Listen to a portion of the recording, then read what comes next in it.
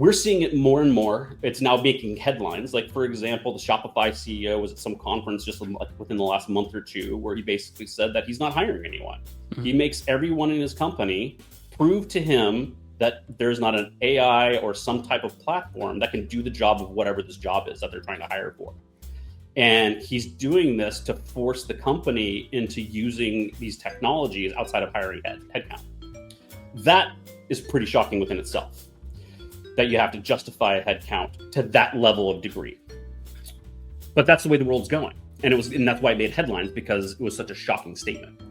What we're also seeing, and what I'm actually hearing, not even anecdotally, just as we talk to clients, is that there's typically when you look at a corporate structure, there's a CEO at the top, there's a few VPs, some middle managers, and then a whole bunch of people down at the bottom, right? It's triangle. And what we're seeing now is that this is collapsing because of AI, and it's no longer a triangle, it's now a diamond, meaning there's the CEO, there's a few VPs, there's some middle managers, that's the middle, and then it drops off down at the bottom, because there's no need for entry-level employees anymore, because I don't need an entry-level writer, I don't need an entry-level data input person, I don't need any of these lower roles, because I have a robot that does all of that for me. And then the middle layer kind of manages it, programs it, gets it running, and then the upper levels are the ones that are saying, here's the strategies we want you to do. So the middle managers are still managing people, but those people are just little robots on the internet, like doing things. And so as we're seeing that shift, and I was having this interesting conversation with somebody on LinkedIn just the other day about it, because what does that do for the workforce? What does that do for all these students graduating out of college trying to find jobs? If that is the way that we're seeing companies growing, like nobody's going to graduate college and immediately get into these middle management roles. Like there has to be something at that layer. And quite honestly, I just don't know what that is yet. Yeah. I can only speculate, obviously. If I had the crystal ball, I'd probably be surfing in Costa Rica, talking to you from the beach. But anyways. But it's fundamentally changing everything. And again, going back to the Shopify example, the CEO, and the other things that we're reading and kind of hearing, I think that Anthropic CEO made a statement just in the last maybe last week, about how the job market's going to totally be brand new within the next 5 years. We're already seeing it. People aren't hiring writers, right? Because they're like, well, why would we hire an agency and pay some writer to create the stuff when we can pay somebody to write us this amazing prompt or series of prompts that's going to get us 95% of the way there at literally like a quarter of the cost. And, you think, we were talking earlier about this recent study that just came out, all this research, and you look at the data behind where adoption is happening, where money is going around AI, and all of that other all of those other trends that are happening that are now, it's been a few years, so we actually have data points to look at it. And you realize, like, this isn't going away. Like, if we don't get ahead of this, if we don't figure out how to use this in some way, all of these other businesses like traditional businesses, are going to go away. Because if you can't adopt and implement these systems to move yourself faster, whatever that may be, somebody's going to do it. Somebody's already doing it. Yeah. That's the crazy thing, is that we're in this weird stage. The analogy I give is like the beginning of the internet. How many times did you hear, why would I need a website? I've got my store on the corner. Why do I need a website? And like now, like you wouldn't even, it's crazy to even think that. But like that was literally what businesses were saying 15, 20 years ago. Why do I need a website? I got my store. Yeah. And then, with the adoption of social media, it was like, why do I need to be on social? Right? Like it's all the same thing. Now we're getting to the point of like, what are we going to do with AI? And there's people like, I don't need to be on it. No, you need to be on it, because if anything historically is proven to be true, it's that if you don't adopt whatever these mainstream technologies are that are coming into market, you're going to get left behind, and you're going to be struggling. And you may do well. These billion-dollar companies that are making money in spite of all of this, it catches up to them eventually also. Yeah. And you see it all the time. You see it all the time. I mean, Microsoft, you see the impact of them not being online for a long time, and now they're buying everyone. Yeah. Now they're doing it. It's interesting to think about kind of the impact that agents also are having, right, on kind of just the way that we like build software as organizations, Yeah. right? Like I did a post the other day and I was like, all right, well, we know the agents are here, right? It's not like coming around the corner. They're here. They haven't fully been embraced in by every organization. I know some organizations are doing so. So like as an industry, as a software industry, do we even build products for humans that are AI powered, et cetera? Like, okay, fair enough, right? Like it's fair to say that if you have some workflow thing, you have to like have some prompt or some sort of like, assistant or whatever that's going to do certain things for you. Fair enough, right? But like in the world where we're going to have agent to agent communication, Google just released that announcement at the Google Cloud conference or whatever in April, right? For their protocol, which is the agent to agent stuff. If an agent's just going to do stuff for you, if you're just going to sit back and drink your margarita and, and tell the Yeah. agent to do all these things and it's just doing it because it's like super smart and et cetera, then what does that actually mean for us, right? As entrepreneurs out there, it's a very, very, again, to your point, like it's a bit scary, but it's a very interesting thing to kind of think about. How do you see around the corner? Yeah, it's scary if you don't know what you're going to do about it. Like that's where the fear comes from, because you're like, because you just don't know even how to react. It's a Mhm. paradigm shifting idea that you have to put yourself into. But if you figure it out, like you're going to be fine, because right Yeah. now everybody's trying to figure it out. Nobody's cracked this code yet from an entrepreneurial perspective. Yeah. There's many people who are doing very, very, very well with it. But like nobody's cracked it yet. Like, I think it was Sam Altman. He's looking forward to the first $1 billion AI company. And these agents are what's going to do it. You're going to have one guy running an entire company with 50 employees, but they're all agents doing Yeah. things. And I think that's what's shifting. And we're seeing that now with even the clients that we have. Initially it was, let's build a system that writes a series of your entire content library in your voice and tone to all these audiences, to different stages of the funnel. Like you can map it out. Like, and this is where I think we'll get into the human piece of it, but this is where like the human comes into play. But you map it out and then you can create it. Well, that's not good enough anymore, because now everybody can do that. Now what we're seeing clients come to us and say, how do I get all of these leads from this event? How do I classify them quick enough to see if they're going to go into my CRM so that all these things are happening? Or I've got this company page on LinkedIn or wherever it is, and I get a bunch of comments. People leave, give me likes and give me comments on the stuff that we're sharing. How do I mine all of that to figure out who I need to talk to? Because right now they're either not doing it or they're doing it in mass and just pulling it all down and just basically spray and pray. Whereas now we have systems in place. It's like, oh, you had 500 comments. Let's figure out which 5 people said, I want this today. You don't even read through it. Like the system just sucks them out and says, here's the set of 5 people. And you're like, oh, that's amazing. Everybody's asking for this stuff now because AI is able to speed up all of those kind of processes. Wow, it's the convergence between the social selling world that you were talking about and Yes. pioneered and this generative AI movement. Very interesting. Yeah. Like imagine Question. having an email campaign, using, Instantly or one of these other tools, and having a trigger set up that if somebody opens your email more than twice, an automation already triggers some other agent that's going to send a connection request to that person. Normally, if you're using Outreach, Sales Loft, whatever, one of these other tools, it's literally a step. You send the email and it's like, there's a step. And you're like, the user, the salesperson has to look at that step and be like, oh, now let me send the connection request. Now you can basically set it all up that if these things happen, then automatically send this. If these things happen, do this instead. And you can build the entire sales process in these automations. And then the salesperson only needs to kind of come in at the last second. Yeah, do that last mile. Yeah. Right?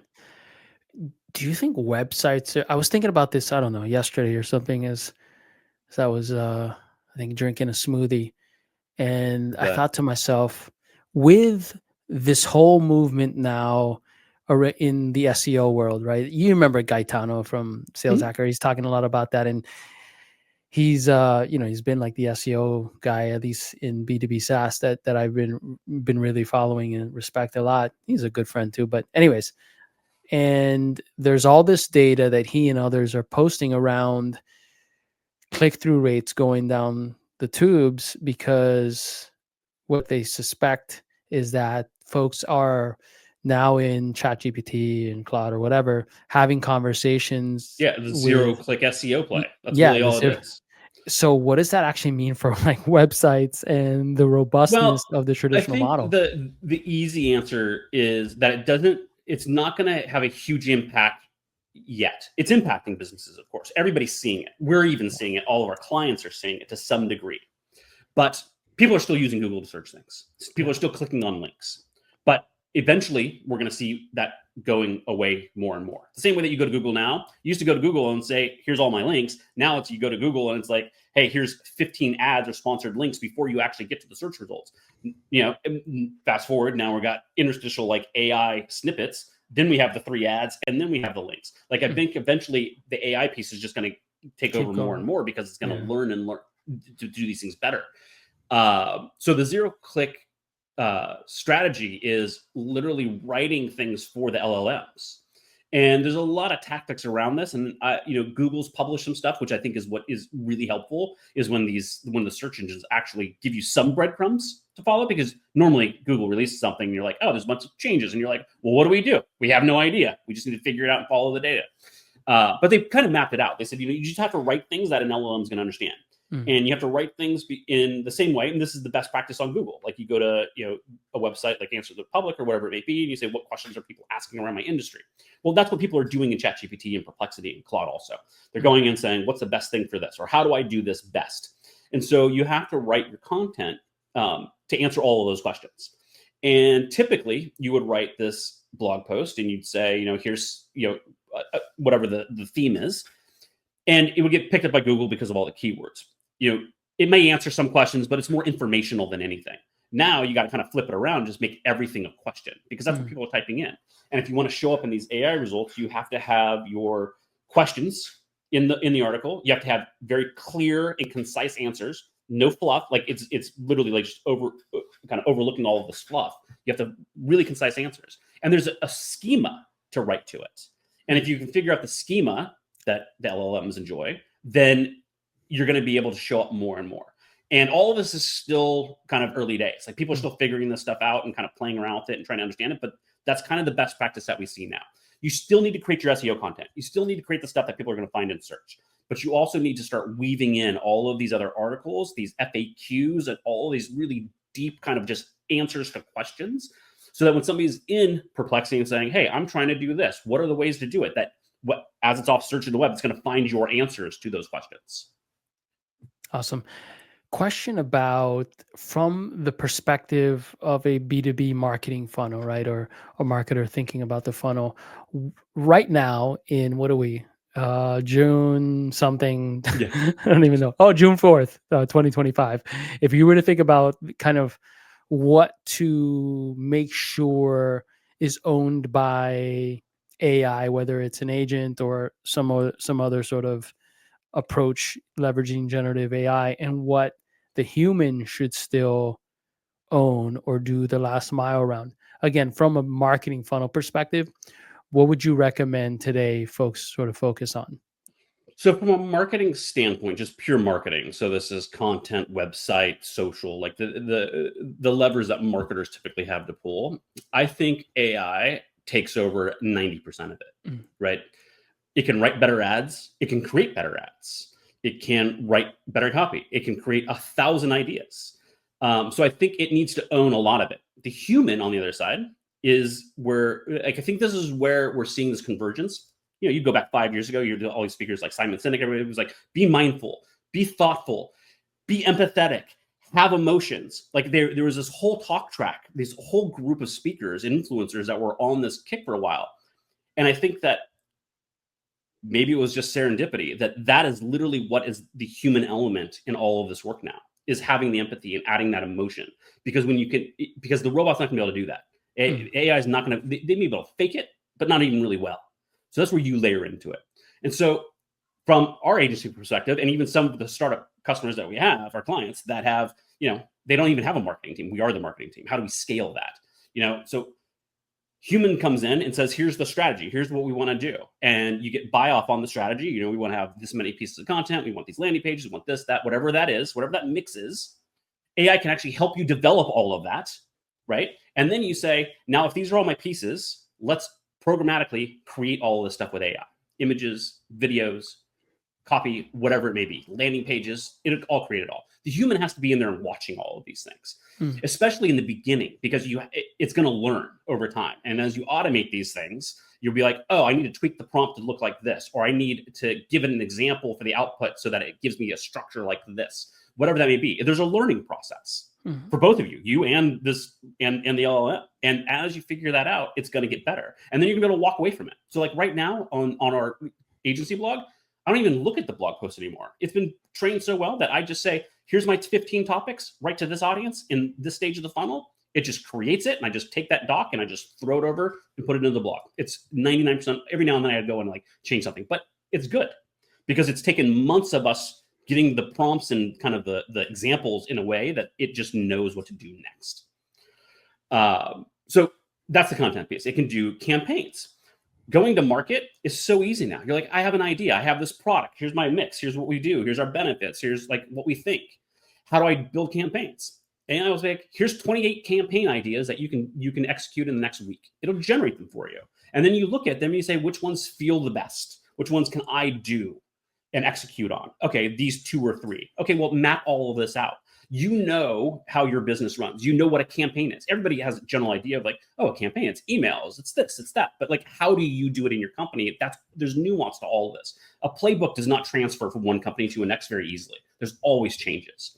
So you take this playbook and you say, okay, I'm going to run this through the system. And once you have that figured out, then you can automate that entire process. And then as a human, you just drop in it and you look at it, make sure it's working, and then you move on to the next thing.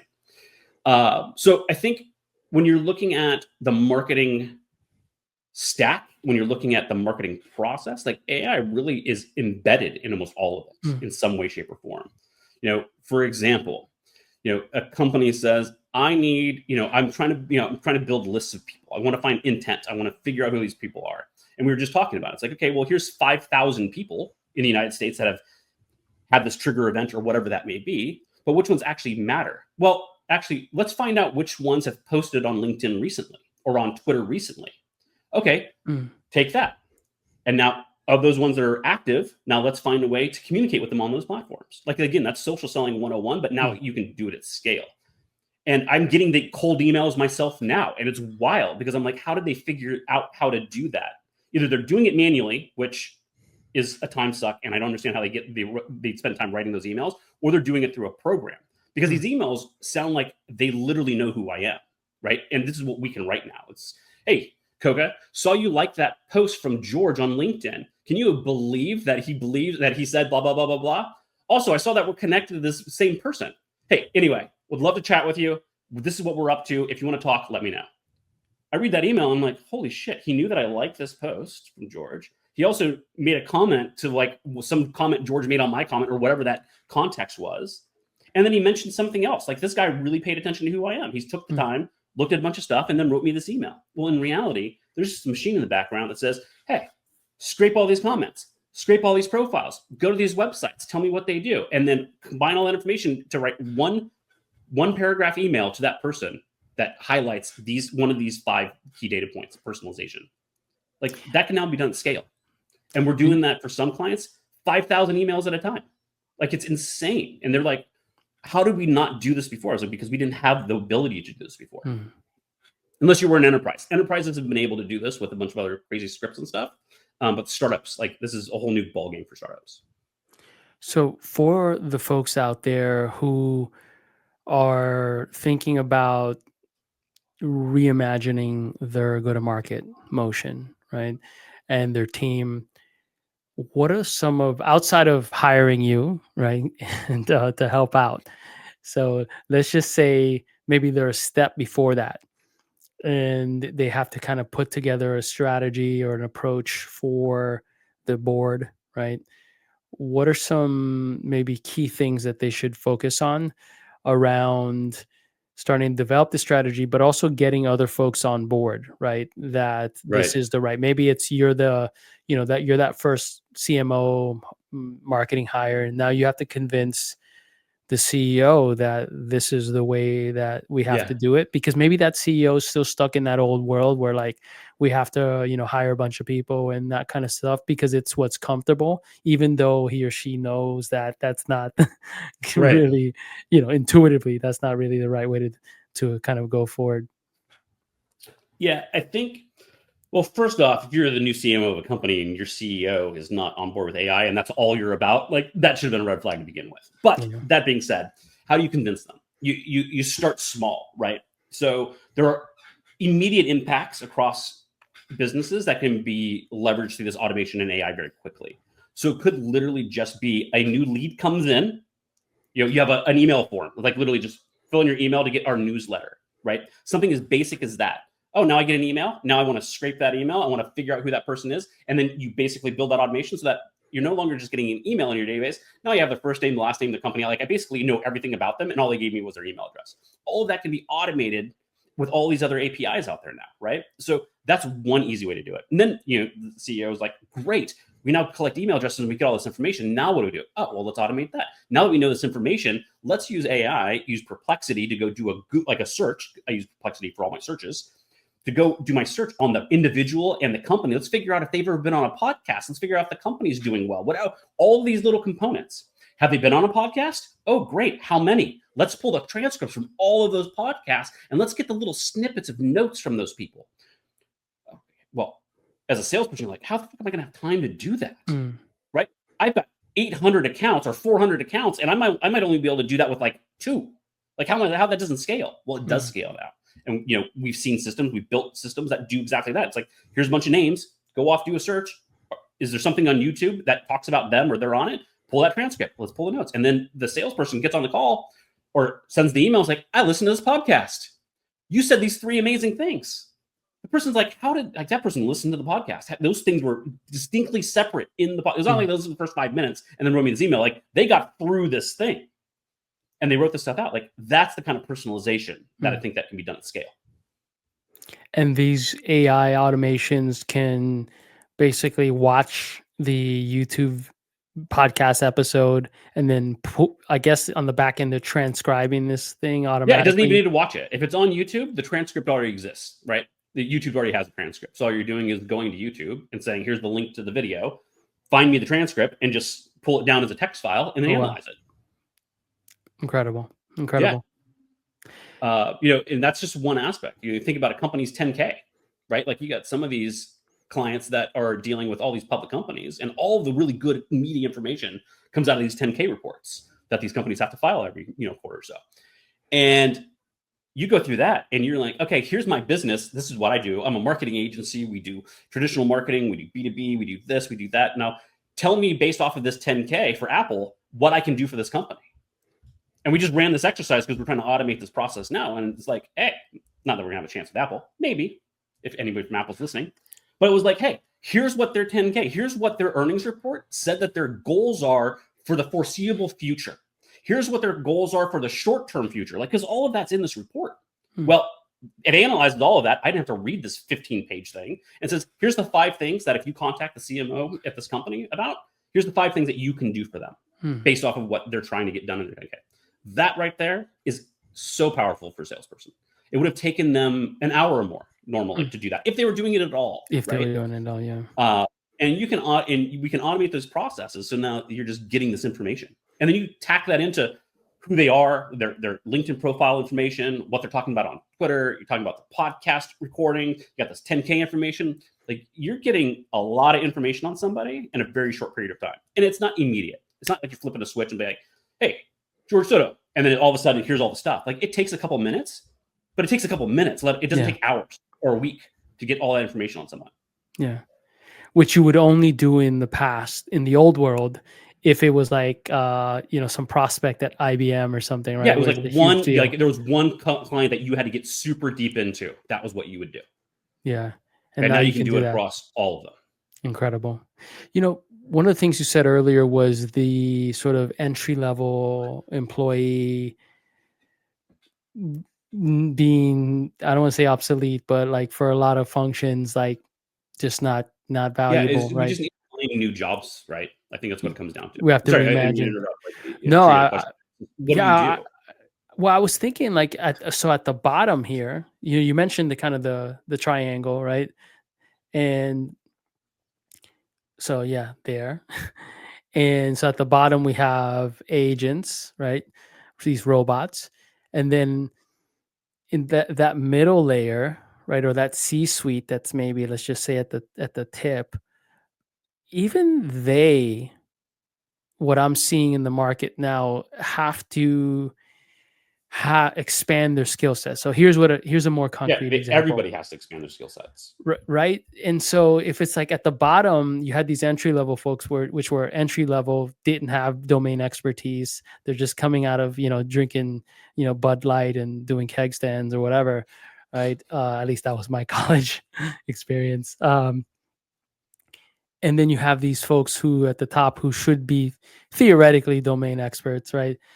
But they've not done the tactical stuff in a decade or whatever, 20 years or whatever, right? So it seems like now they actually are in a position where they have to actually have the ability to do stuff, and they can do stuff working with these AI automations, right?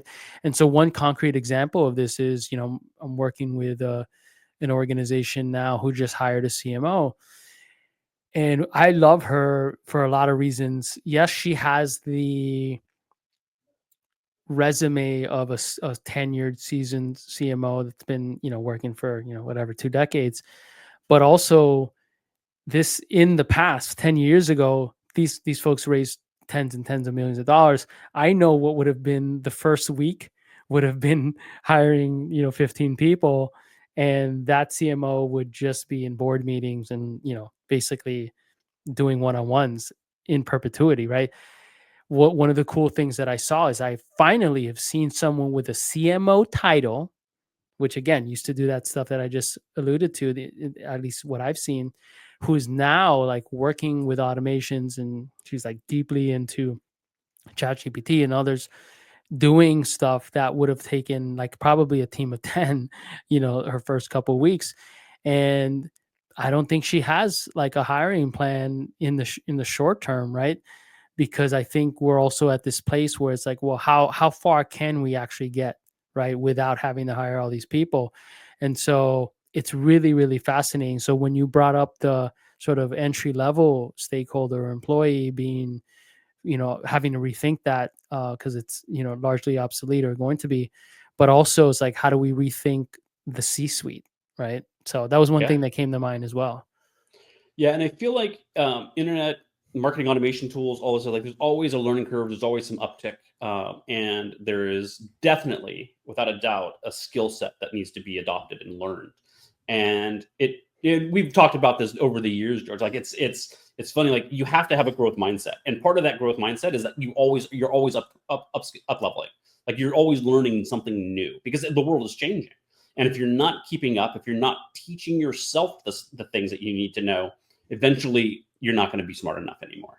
Like you're going to have the background. A lot of these executives, they know their shit really well. Like they know the business. They can tell you everything for the last 15 years, the ebbs and the flows, and who did this and who did that. But how do you grow faster in this technology? They're like, I have no idea. So maybe that's where the younger generation comes in, the same way that it came in with all these other kind of tools as things that got adopted. Like, the whole idea that every kid now is basically born with a laptop or a tablet in their hand. Like I didn't have that when I was a kid. So there's probably something to be said about these entry-level employees coming in and building these things initially. But that means that they have to learn how to do that, right? The middle managers, they have to learn how to do this. Like the CMO, like I think that's the way it's shifting.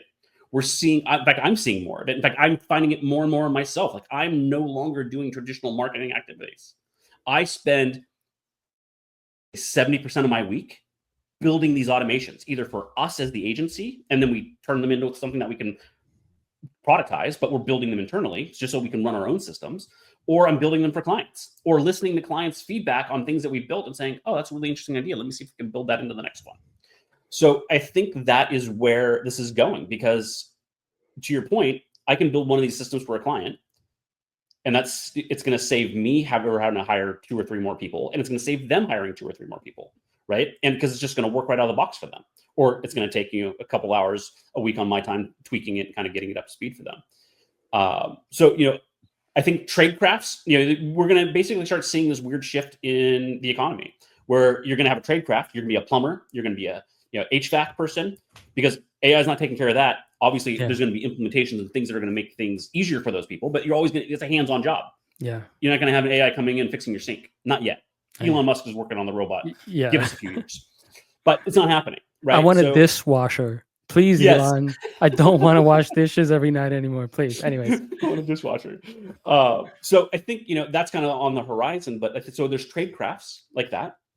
And then there's all this technology, right? And so I think if I was a college student now and trying to figure out what I wanted to do, if it wasn't a trade craft, if I wasn't going to go into one of these, more traditional roles of like being hands-on skills, and I was going to go into the tech space, no matter what discipline, sales, marketing, finance, anything within a tech company, you need to start trying to figure out, how does this stuff apply? How does it apply? And there's people out there talking about it. Just find out who those people are and start following them. That's all I did. I said, I need to find a way to automate all these things, so that, because I'm one guy trying to do the job of 15 people. And my boss is very appreciative of all the things that we're doing. And he's more than gracious and allowing the fact that he's like, okay, you got 800 things on your plate. There's no way you're going to get to them. I get it. It's all prioritize and execute every day. Prioritize and execute. And when you get to a point where you're like, I can build a system that's going to allow this to happen, so that I don't have to prioritize anymore. It's just going to happen. Then I just have to go check on it every now and then. Like, that's now my employee. And now I've got 7 of those in the company that I just check on throughout the week, just to make sure it's still running, make sure the outputs are still good, but everything's going fine. That's what a manager does. And then the rest of my time, I'm building these other systems, right? So I think that's where we're seeing the shift. And if entry-level employees can either learn how to build these things, how to tweak them, become domain experts in some of these LLMs, or even how to build them, I think that's going to be, a huge success for all these kids, all of them, because the more they know how to just even create a simple chatbot on a website.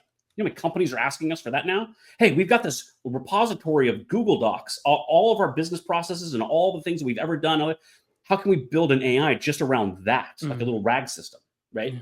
Everybody wants one of those now. So if a kid can learn how to build one of those, which again, those aren't very hard to build, that's like their entry point into the rest of the stuff.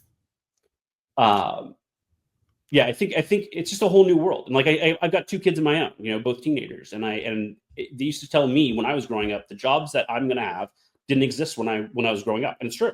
These jobs did not exist when I was 15, 16 years old. They're 15, 16 years old. The jobs that we're having today are not going to be the same.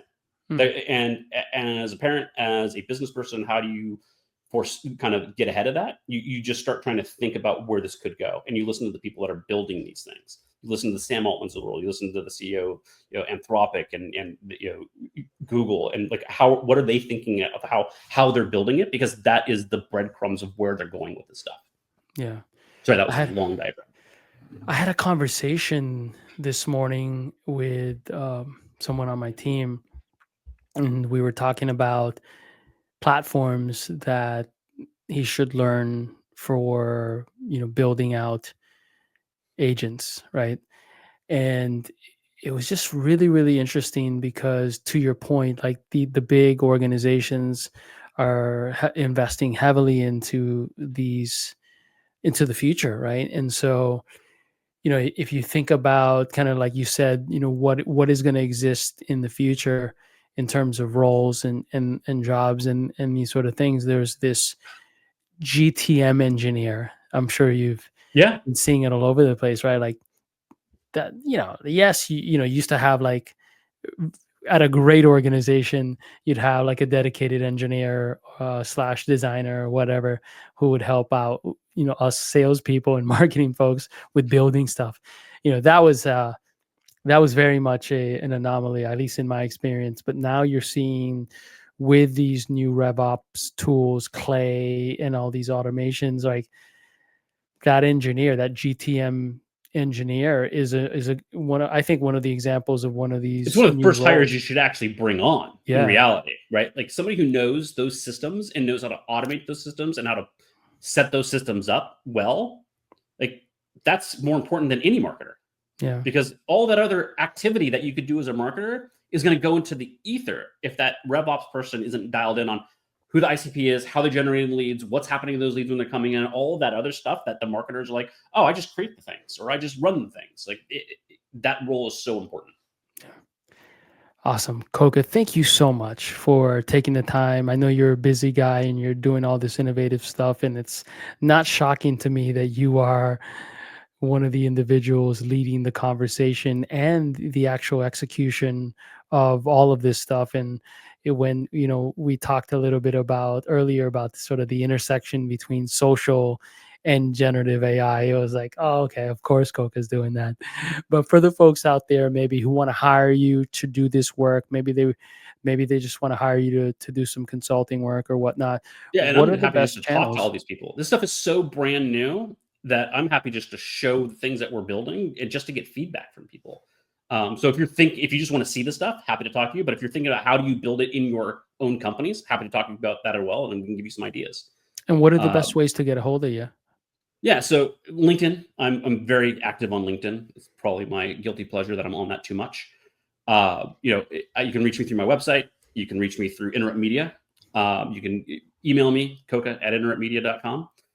But yeah, I'm very accessible in many different platforms. Awesome. Well, have a wonderful, wonderful day, my friend. Thank you so much, George. And to everybody listening to this, have a great day.